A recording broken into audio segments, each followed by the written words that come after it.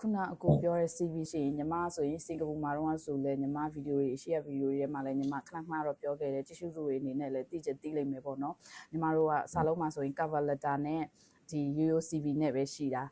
အဲ့ဒါကိုမှအကိုရဲ့အမျိုးသမီးမက်ဇူကနေပြီးတော့ညီမတို့အကြံပေးတာ portfolio လေးပါလုပ်ပါလားဆိုတော့ညီမပထမဆုံးထင်ခဲ့တာကြတော့ portfolio ဆိုတာကပုတ်ဆွဲတဲ့သူတွေပဲလုပ်ကြတဲ့ဟာညီမတို့လုပ်ကြတဲ့ဟာမဟုတ်ဘူးအဲ့လိုမျိုးပဲကိုကထင်ခဲ့တာပေါ့နော်ဆိုတော့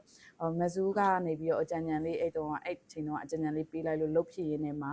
ဟိုဘယ်လိုပြောမလဲကိုကဒီအဲ့ဒီဟာလေးတွေကိုထထရှောက်တဲ့ခါကျတော့ကို portfolio ကိုသူတို့ကကြည့်ပြီးတော့စိတ်ဝင်စားလာပေါ့ဒီပုံလေးတွေစိတ်ဝင်စားပြီးတော့ဒီ interview လေးတွေပဲဖြစ်ဖြစ် enquiry လေးတွေပဲဖြစ်ဖြစ်ရတယ်ပေါ့နော်ဆိုတော့အကိုတို့ ID ဘက်မှာရောအဲ့လိုမျိုးတခြားပေါ့နော်ဒီ CV ကိုဘယ်နှမျက်နှာလောက်မှဒါမှမဟုတ် cover letter ကဘယ်လိုမျိုးမှ portfolio ကဘယ်လိုထည့်မှဆိုရဲအဲ့လိုမျိုးယူဆချက်လေးတွေရောရှိလာရင်ဟုတ်ကျွန်တော်တို့ရှိမှလည်းရှိတယ်ကျွန်တော်တို့ interview တွေမှာဆိုသူတို့က main portfolio website ရှိလာပေါ့ကျွန်တော်တို့ ID ကျတော့ကို website လေးကိုထောင်ကြတယ်ကျွန်တော်ဒီ PDF နဲ့လောက်တာလည်းစားရင်ကျွန်တော်တို့ကိုယ့်ရဲ့နာမည်နဲ့ domain နဲ့ကျွန်တော်ဆိုရင် luris.com ပေါ့အဲ့မှာကျွန်တော်တို့ရဲ့ CV တွေရောကျွန်တော်တို့ရဲ့ link ဒီ social တွေကို link ချိတ်ထားတာတွေကျွန်တော်တို့လုပ်ခဲ့တဲ့ project တွေပေါ့design ဆိုတဲ့ design သမားတွေကျွန်တော်တို့program back end ပဲဖြစ်ဖြစ် full stack ပဲဖြစ်ဖြစ်အဲ့မျိုး software engineer ပဲဖြစ်ကိုတီထွင်ခဲ့တဲ့ software တွေကျွန်တော်တို့ပြလို့ရတဲ့ဟာတွေပေါ့တချို့အားတော့ကျွန်တော်တို့ဒီ government project ဆိုတော့ကျွန်တော်တို့ public ကိုပြလို့မရဘူးကျွန်တော်တို့ commercial project တွေဆိုရင်တော့ကျွန်တော်တို့ကဒီ public ကိုချပြလို့ရလက်ရှိလည်းကျွန်တော်တို့ run နေတဲ့ project တွေဆိုရင်တော့ကျွန်တော်တို့အဲ့ website တွေမှာ screenshot လေးတွေပုံလေးတွေနဲ့ link လေးတွေနဲ့ကျွန်တော်တို့ဟာလေးမိတ်ဆက်တယ်ပေါ့အဲ့တော့ဒီမှာကျွန်တော်တို့က CV ကတော့ပုံမှန်2နှစ်မျက်နှာလောက်တော့အနည်းဆုံးသွားကြတယ်ဒီ cover letter ရဲ့ CV ရဲ့ပြီးတော့ကျွန်တော်တို့ဒီ portfolio ပေါ့တချို့ကတော့ဒီသူတို့ website မလုပ်ချင်တဲ့လူတွေဆိုရင်တော့ PDF နဲ့လုပ်ထားတယ်သူတို့ရဲ့ဒီ screen ဒီလုပ်ထားတဲ့ project တွေပုံတွေနဲ့ကျွန်တော်တို့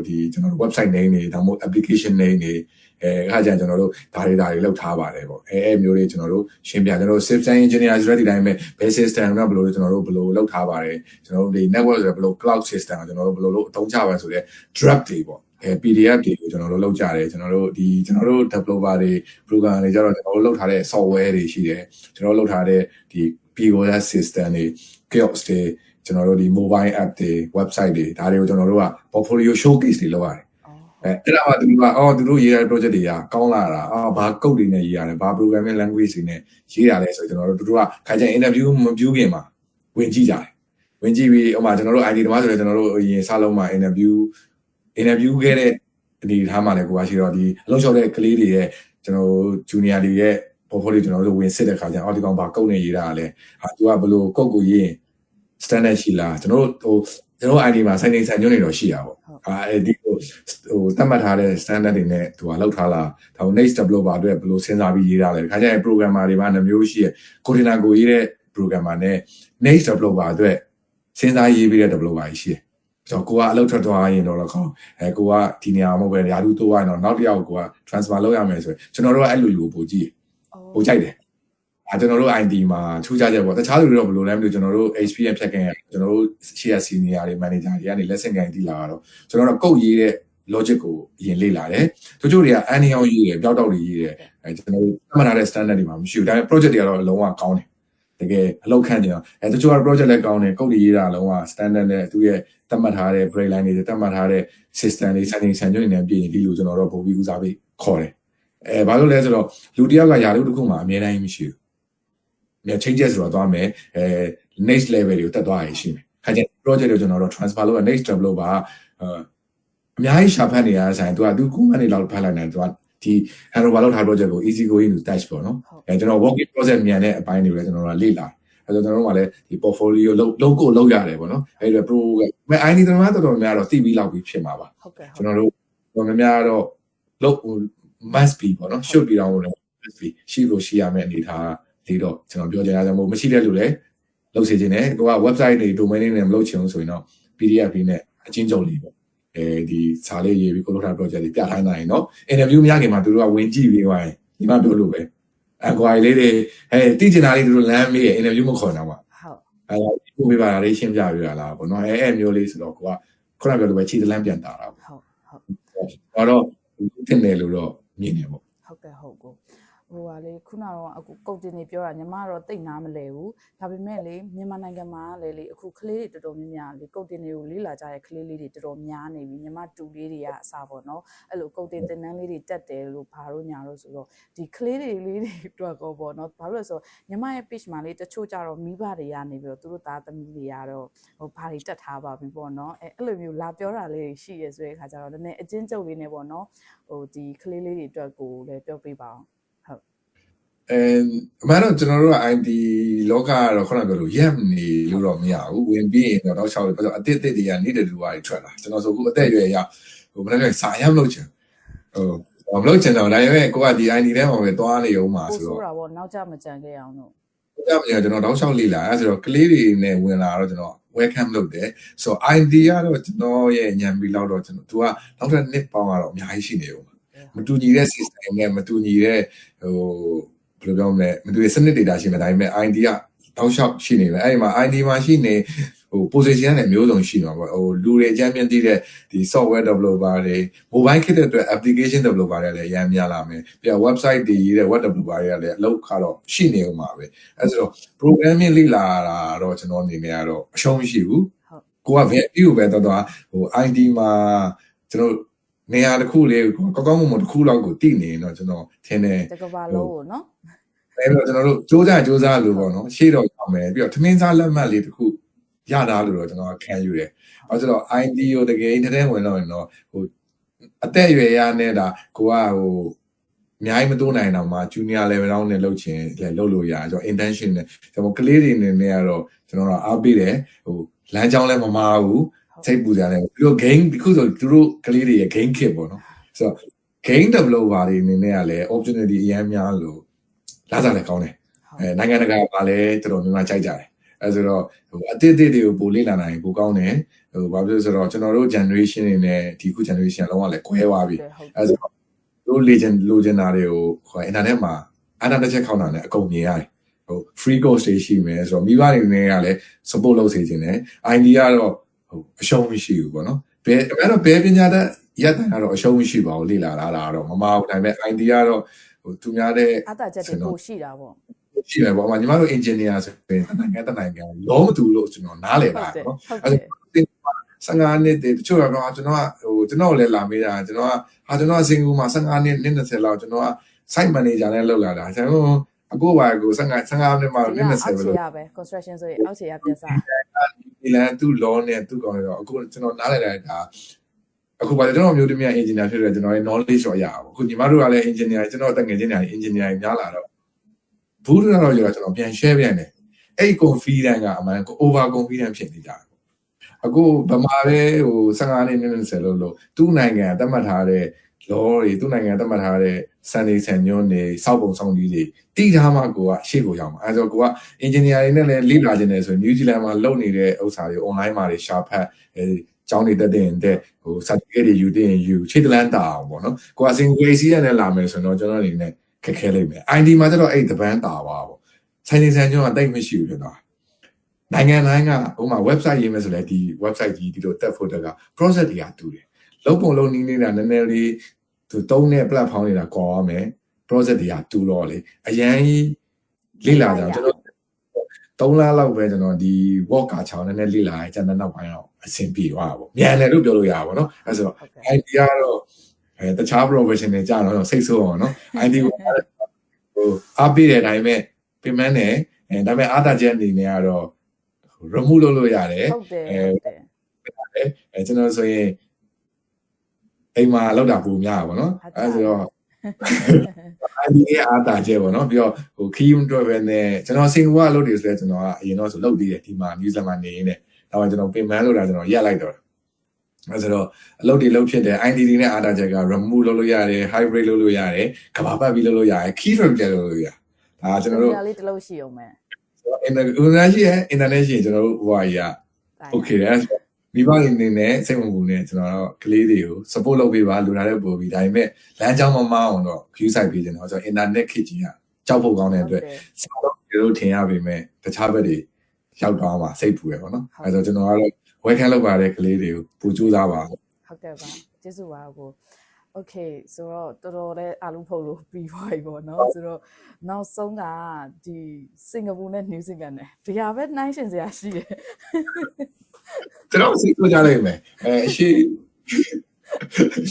အချိန်မှာကျွန်တော် post တွေတင်ဘူးအမောင်တော့ပုံမှန်တော့ကျွန်တော်က travel blogger နဲ့ပဲနာမည်ရခဲ့တာပေါ့နော်ကျွန်တော် adventure တွေသွားတော့ကျွန်တော်စာဖတ်ပြတဲ့တိတဲ့လူလည်းတိကြမှာပါမတိတဲ့လူလည်းအတိတွေလည်းရှိမှာကျွန်တော် New Zealand ကိစ္စကြမှာတိလာတဲ့ follower တွေလည်းရှိတယ်ပေါ့နော်အဲဆိုတော့ကျွန်တော် travel blogger တွေနဲ့နေရာတစ်ခုရပြီခီးတစ်ခုရောက်တဲ့အချိန်မှာ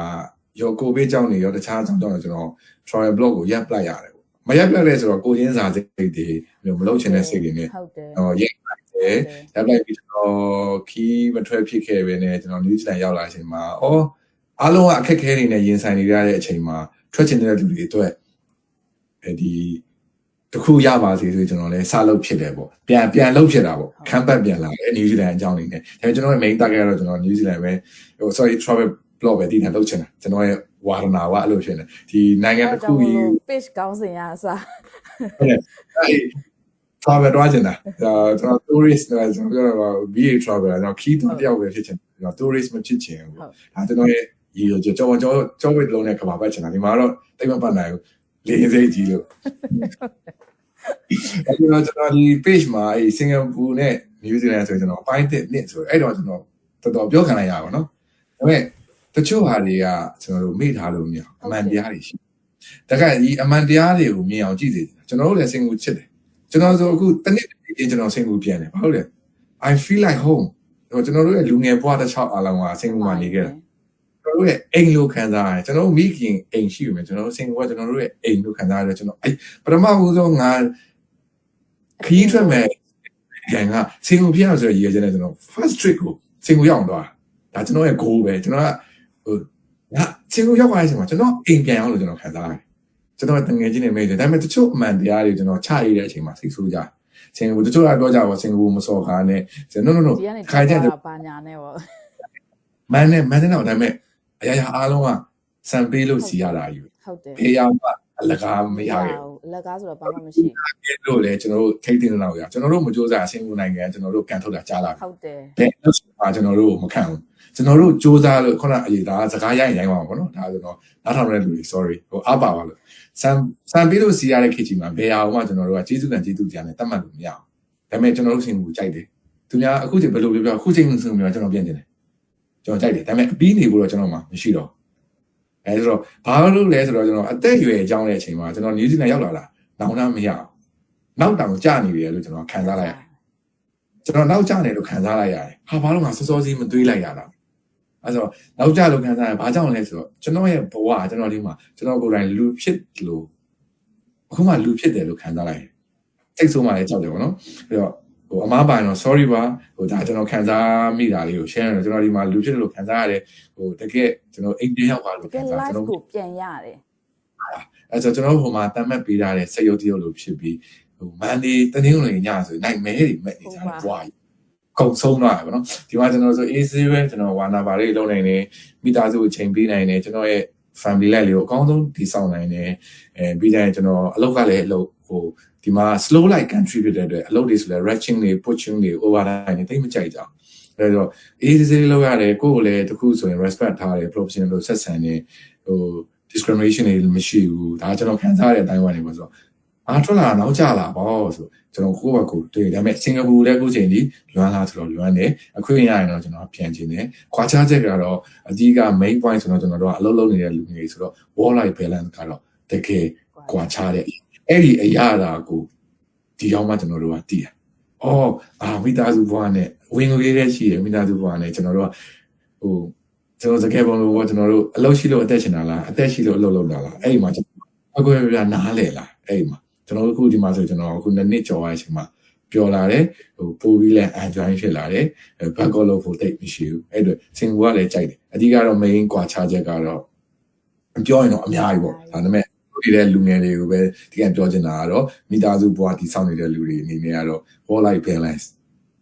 ကအရန်ကိုကျွန်တော် Asian လူတွေကအလုပ်ပူကြိုးစားရလို့ပဲမြင်တာတော့မဟုတ်ဘူးဒါပေမဲ့ workaholic တွေလို့ကျွန်တော်မြင်တယ်အလုပ်အရန်လုပ်ရတဲ့လူတွေအနေနဲ့ Asian သမားကျွန်တော်ဂျပန်တွေအကုန်ကြည့်မယ်ဆိုရင်အကုန်လုံးကအရန်အလုပ်လုပ်ရတယ်ဒီမှာဒီဘက်ဒီဘာလို့သူတို့တွေက AC ဖြတ်တန်းတယ်လဲဆိုရင်အများကြီးလည်းလိလာခွင့်ရတယ်ဆိုတော့ကွာခြားချက်ကတော့ wall life balance အရန်ကိုကွာတယ်ပြောနိုင်ငံလူတွေကတော့ဟိုပြောလဲဟိုတွေ့ကြရပါတော့စားတော့တွေ့ပါတယ်ဒါပေမဲ့ဒီမှာပုံနေတွေ့တယ် feel like home ပေါ့ဒီမှာလည်း feel like home ပြန်ရတယ်ကျွန်တော်ဆိုတထေးတွေကျွန်တော်ပြန်ရောက်ချင်းအလုပ်နဲ့နေမှာကျွန်တော်တို့ဆိုရင်တို့ကဒီ furniture တွေ overcup အကုန်လုံးစီစဉ်ပေးပြီး first day ညနေရုံးဆင်းတဲ့အချိန်မှာကျွန်တော်အိမ်လိုက်ပို့ပြီးသူတို့ကားနဲ့ပထမဆုံးတည့်ရက်မှာလေကျွန်တော်အဲ့မျိုးရွှေမှုခံရတယ်ကျွန်တော်ကောင်းပါလားပေါ့ဟုတ်ဒါပေမဲ့ကျွန်တော်အထင်ကြီးလေးစားမိတယ်သူတို့ရဲ့စိတ်တွေကိုပြီးတော့လုပ်ငန်းခွင်မှာအမှားလုံးရင်မဆူကြအောင်human ဖြစ်တဲ့အတွက် mistake ရှိမယ်ဒါပေမဲ့ don't be mistake again ပေါ့နော်တူညီတဲ့အမှားတွေထပ်မမှားဖို့ပဲအရေးကြီးတယ်ဒါပေမဲ့ငါတို့ကလူဖြစ်နေတဲ့အတွက်အသက်ရှင်တဲ့ကာလပတ်လုံးမှာအမှားကလုံနေအောင်ပါပဲတဲ့ဆိုတော့အဲ့ဒါကကျွန်တော်အလုံးဝင်ခြင်းနလပြောက်မှာproject မာရေးလို့မပြောခိုင်းတဲ့အချိန်ပေါ့ဒါပေမဲ့စိတ်မဆိုးပဲနဲ့ကိုယ့်ကို solution မဲ့ရှာကြတယ်နော်ဒီတူဖြည့်ချင်းကြမယ်ဆိုရင် project ကိုကျွန်တော်တို့ပြန်ပြီးအဓိကတော့ဘာသာစကားပေါ့နော်ကျွန်တော်စင်ကူမှာအချိုင်းနေကြမယ်ဒီကအဖြူအဆန့်နေကြတော့နည်းနည်းခါကြကျွန်တော် confusing ဖြစ်သွားခါကြရင်ဟို misunderstanding ဖြစ်ပြီးအမှားလုံးပြီးပါဒါပေမဲ့စိတ်မဆိုးဘူး blame မလုပ်ဘူး bully မလုပ်ဖ ೇನೆ တွဲခေါ်ပြီးကြတယ်လူဖြစ်တဲ့အတွက်မားမှာငါတို့လည်းမားတယ်မင်းမမားတာမဟုတ်ဘူးအဲ့ဒါကြောက်စရာမလိုအဲ့ဒါတွေကကျွန်တော်တို့လေးလာစားလုံးမှဆိုတော့မာလေကျွန်တော်တို့ဟို experience တွေအများကြီးပေါ့နော်ဒါကတော့ရှိနေတယ်မှာဟိုအကြောင်းမထွက်နိုင်တဲ့လူတွေလည်းရှိရင်ရှိမယ်ဟိုစိတ်ဓာတ်မကြပါနဲ့ကျွန်တော်တို့ကတော့ထွက်နိုင်အောင်ကြိုးစားခဲ့တဲ့အတွက်ထွက်လာခဲ့တယ်ပေါ့အဲဆိုတော့ကွာခြားချက်ကတော့များတယ် over တော့ wall life balance ကိုဒီရောက်တော့တိတတာခံစားမိအဲ့ဒီတစ်ချက်နဲ့တင်ဟိုနောက်နာမရဘူးလို့ပဲကျွန်တော်ပြောချင်တယ်ပေါ့ဟုတ်ကဲ့ပါကိုဟုတ်ပြောရင်တော့ဒါမှဟုတ်တယ်ဆိုတော့ပြောတော့ဒါအချင်းချုပ်တော့ပဲပြန်အချင်းချုပ်တော့များနေပြီပေါ့ဟုတ်အဲဆိုတော့အခုဒီဗီဒီယိုကြည့်နေတဲ့တဲမှာလဲပေါ့နော်အဲအပြင်ပနေပြီးတော့ try နေတဲ့သူတွေအလုပ်ရှာနေတဲ့သူတွေရှိတဲ့အခါကျတော့လေအကုတ်အနေနဲ့နောက်ဆုံးအဲ့လိုအပေးစကားနဲ့အကြံဉာဏ်နဲ့နှုတ်ဆက်စကားလေးနဲ့အကုန်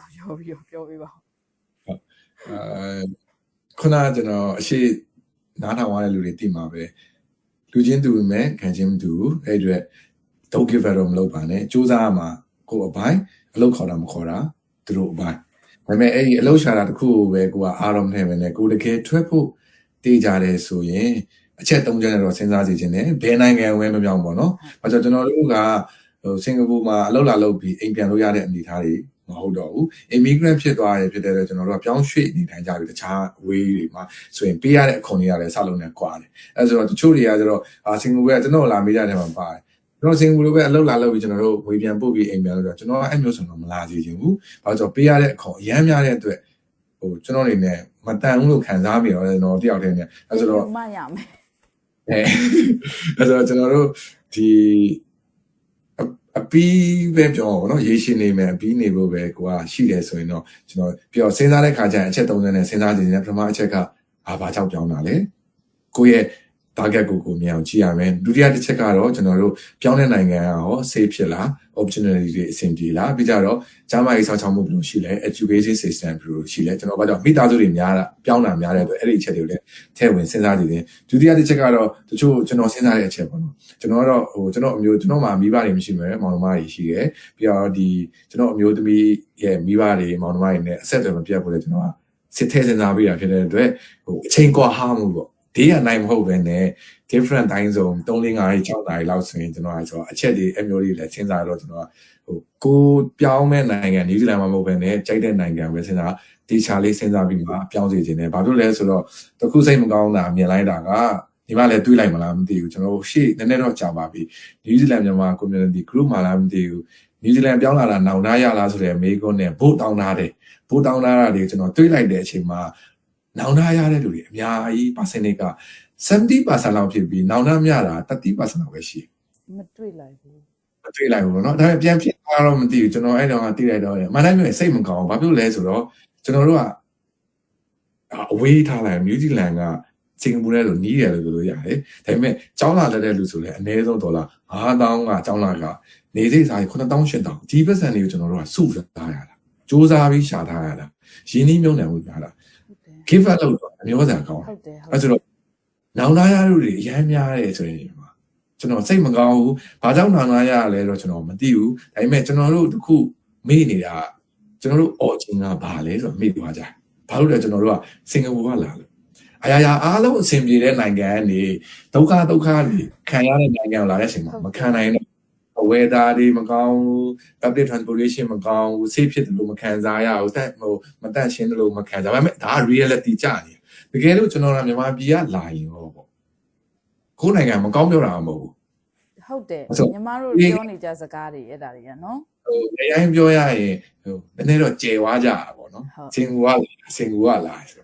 but don't forget you are from where is it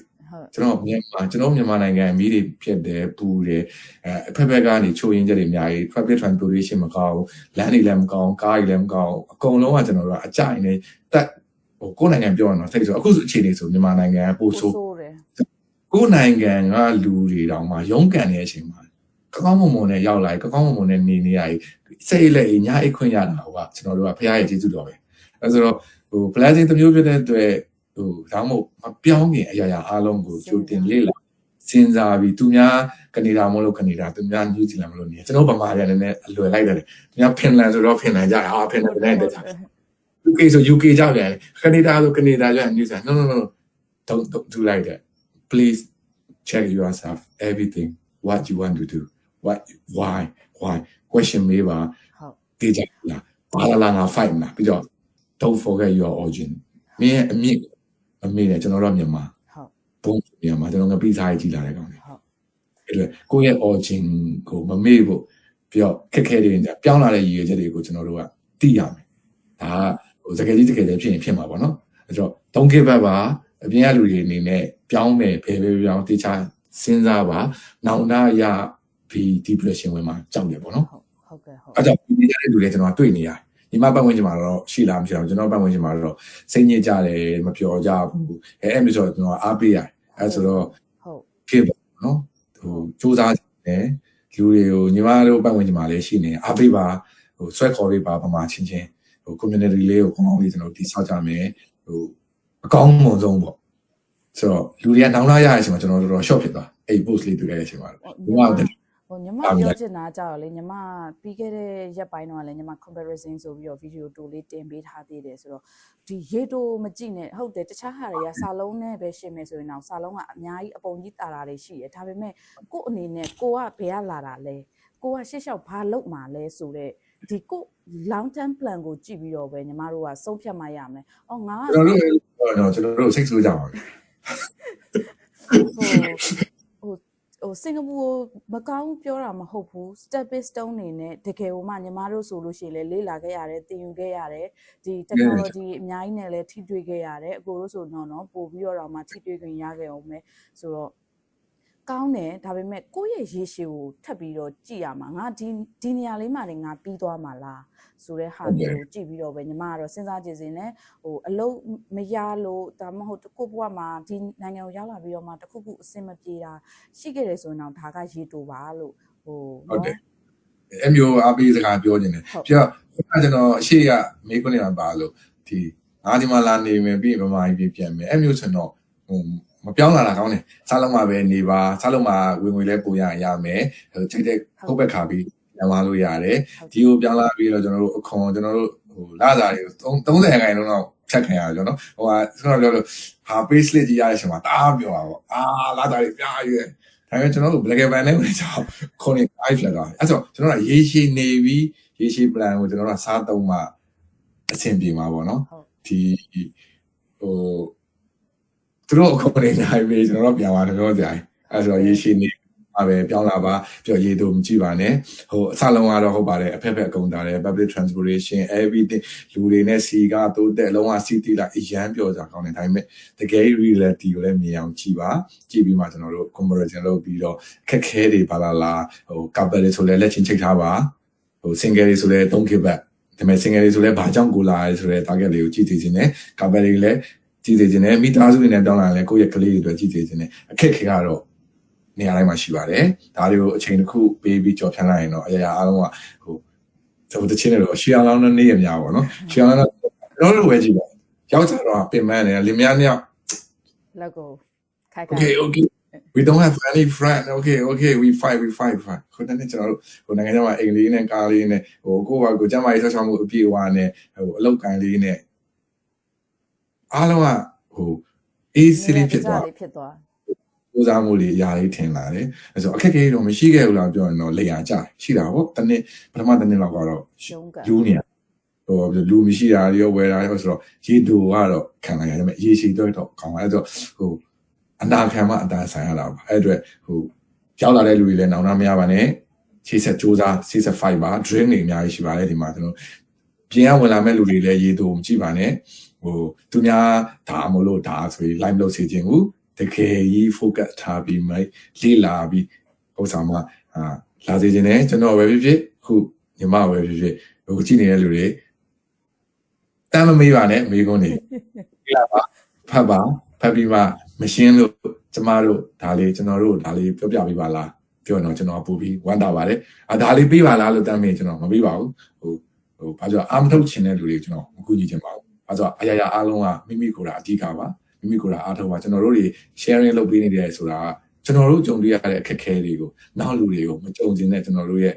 စေတနာကျွန်တော်တို့ရဲ့စိတ်ကြောင့်ကျွန်တော်တို့ကလုပ်ပေးတာမှာအမှန်တော့ကျွန်တော်တို့မှာဘာသာဝင်မှမရှိနေဘူးဟုတ်တယ်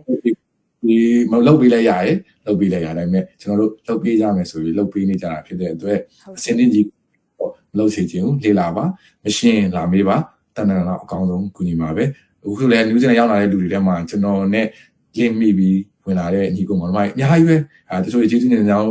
လာပြောတဲ့လူတွေအများကြီးအခုဆိုဈေးတွေတွားရင်တွေ့တယ်ကျွန်တော်လာနှုတ်ဆက်တာအများကြီးဝမ်းသာတဲ့အဆင်ပြေတဲ့ကိုကြောင့်အဲ့လိုပေါ့အခက်အခဲရှိရင်လည်းပြောပါလို့ကျွန်တော်အမြဲတမ်းပြောတယ်။စူးစမ်းလို့ရောက်လာကြ။အစင်းနဲ့ညီရတော့ကျွန်တော်မပေးချင်ဘူးပေါ့နော်။ဒါကတော့ကျွန်တော်ဟိုစိတ်ဆိုးနေဆိုးလိမ့်မယ်နော်။စကားပြောရင်လည်းရင်တော့ရင်တော့ sorry ပါ။ကျွန်တော်အဲ့လိုတိုက်တယ်။ဒါကျွန်တော်အပိရာပါ don't give back စူးစမ်းပါ။ရွှေရောင်လန်းနဲ့ရက်ကတော့ရောက်လာမုံတိုင်းနော်ရောက်လာမှာပါဟိုဘယ်လိုပြောရမလဲစူးစမ်းနေတဲ့သူအတွက်ကတော့နေရာတနေရာကတော့ဘယ်နေရာမှာပဲဖြစ်ဖြစ်ရှိနေမှာပါเนาะ New Zealand မှာမဟုတ်ပါဘူးဟို try နေတဲ့တကဘာလုံးကို try နေတဲ့သူတွေအတွက်ဆိုလို့ရှိရင်တော့တနေရာတော့ရှိလာမှာပါဆိုတော့ကိုယ့်ဘက်ကဖြည့်ထားဖို့ပဲလိုတာပါဟုတ်ပါတယ်ဆိုတော့ကားရန်ကတော့ခုနပြောလို့ job opportunity နေနေကတော့ very limited ဖြစ်နေတော့လက်ရှိအချိန်တွေမှာတော့အလုပ်ရဖို့အရန်ခက်တယ်သူပေမဲ့လည်းCV 1000ပြစ်လိုက်တယ်ကျွန်တော်တို့လိုတာတစ်စောင်ပဲလိုတာလေ offer တစ်စောင်နဲ့အဲ့တော့ကျွန်တော်100လောက်ပဲပြစ်ပြီးရက်သွားမယ်ဆိုတာ1000လောက်ပြစ်ချလိုက်အဲ့တော့ကျွန်တော်တို့လိုချင်တာတစ်စောင်လောက်ကပဲ offer ရကျွန်တော်တို့ကရောက်လာအဲ့ဆိုတော့100လောက် interview မရဘူး reply မရနဲ့3 kilometer လောက်ပါနဲ့1000လောက်ပြစ်ကြည့်အဲ့1000တွေက999ဆောင် reject ဖြစ်ပြီမဲ့တစ်စောင်က offer ရကျွန်တော်တို့ New Zealand နဲ့ရောက်မှာပဲအဲ့မျိုးစိတ်နဲ့ပဲကျွန်တော်တို့ကစူးစမ်းနေတယ်အဲ့ဆိုတော့အလုပ်ကိုင်ခွင့်တော့တော်တော်လေး limited ဖြစ်နေတဲ့အတွက်ဟိုခက်ခဲမယ်လက်ရှိကားတာကတော့ဒါပေမဲ့စူးစမ်းကြည့်မယ်ဟုတ်ကဲ့ပါဟုတ်ဒီလိုများနေညီမအခုလို invite လုပ်ပြီးပြောတဲ့အတွက်ကျွန်တော်လည်းဗီဒီယိုမတင်ပြတာကြာတော့ဟိုပြောပြလိုက်ခြင်းပဲပေါ့နော်အများတိုင်းကျွန်တော်ပြောပြတာကြီးအခုအများကြီးပြောပြရတယ်ညီမကိုကျေးဇူးအများကြီးတင်တယ်ညီမလည်းဟိုအများကြီးဆင်ပြေပါစေဒီလည်းပို့ပြီးပြောချင်တဲ့ဘဝကိုပိုင်ဆိုင်နိုင်ပါစေနယူးဇီလန်မှာပေးရစုကြည့်ပါစေအခုလည်းကျေးဇူးတင်ပါတယ်နောက်ပြီးတော့နောက်အခါခွင့်တင်တဲ့အခါကျရင်လည်းအခုစီမှာ sharing လုပ်ပေးစရာတွေရှိတယ်ပဲဖြစ်ဖြစ်ဟောညီမအကူညီလို့ရင်ပဲဖြစ်ဖြစ်အကူညီမလို့ဆိုတာသိပေမဲ့လည်းညီမကဘယ်နေရာပဲကူညီပေးပါမယ်တကယ်လို့အခုစီမှာ sharing လုပ်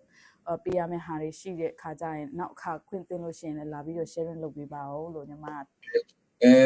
တခါလဲဆိုရင်တော့ကျွန်တော်စီစဉ်လိုက်မယ်စီစဉ်လိုက်လို့ကျွန်တော်မှမျိုးလာပြီးသားတဲ့လူတွေရှိရပေါ့နော်ဒီမှာUS နဲ့လုပ်နေတာဆိုတော့ဒီ US ရဲ့အတွေ့အကြုံဘာကြောင့်အခုအတိတွေအများကြီးက US တွေအားလုံးပါလာချင်ကြပြင်းနေတာဆိုတော့ဟိုကျွန်တော်မျိုးသမီးကတော့အနေတဲ့လူဆိုတော့သူ့ကိုကျွန်တော် social ပေါ်တင်လို့မရဆိုတော့ဝယ်တဲ့ကို appointment တောင်းမယ်ကျွန်တော်ခုညီမအခုမေးလို့ပဲ ID နဲ့ကိုလည်းညီမကို US နဲ့ပတ်သက်တာလေး collaboration လေးလုပ်ချင်တယ်ပေါ့နော်ဒါကြောင့်ကိုဥမာဖြစ်မလားဘာမှလုပ်မလဲကိုတစ်ချက်ညီမကို appointment ကြိုယူမယ်ပေါ့အဲဆိုတော့ဒီစုတင်တယ်ဟိုကိုလည်း plan လုပ်လိုက်မယ်ဆိုတော့ကိုလည်းအခုရှင်းကျေးဇူးအများကြီးတင်တယ်ဟုတ်ကဲ့ပါဟုတ်အဲဆိုရင်ဒီကနေ့ရဲ့ season လေးကိုတော့ဒီမှာပဲရက်လိုက်မယ်ပေါ့နော်ကျေးဇူးတင်ပါတယ်ဟုတ်